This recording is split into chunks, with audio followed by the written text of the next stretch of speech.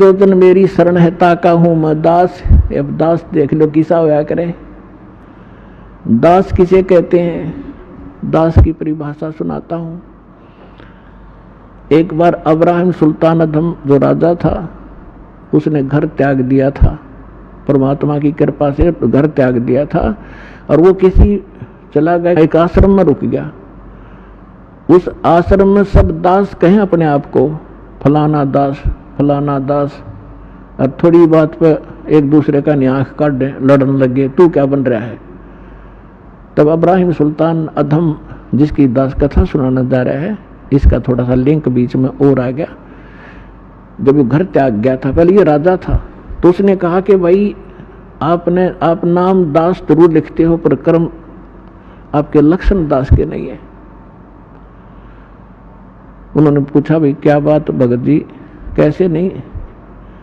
उन पता था कि राजा था और ऐसे राज त्याग करा है। तो उसने कहा कि जब मैं राजा था हम गुलाम लाते थे, गुलाम दास, तो मैंने, क्योंकि धार्मिकता मेरे अंदर थी, मैं गुलामों का ध्यान बहुत रखता था, कोई इसको कष्ट ना हो, तो मैंने उससे पूछा कि भी गुलाम आदमी पहले मनुष्यों को मोल लिया करते, गुलाम जैसे आजकल पशुओं को लाते हैं, राजा लोग या सेठ साहूकारों के वहाँ वो नौकर रहा करते थे, उनको जो मर्जी झूठा कुटा टुकड़ा दे दिया, उनकी सब स्वतंत्रता समाप्त हो जाती थी और जो यस जो कह दिया वही करते थे, आगे यस कर सकते थे, नो नहीं, और उनकी सो इच्छा कुछ नहीं होती थी गुलाम की।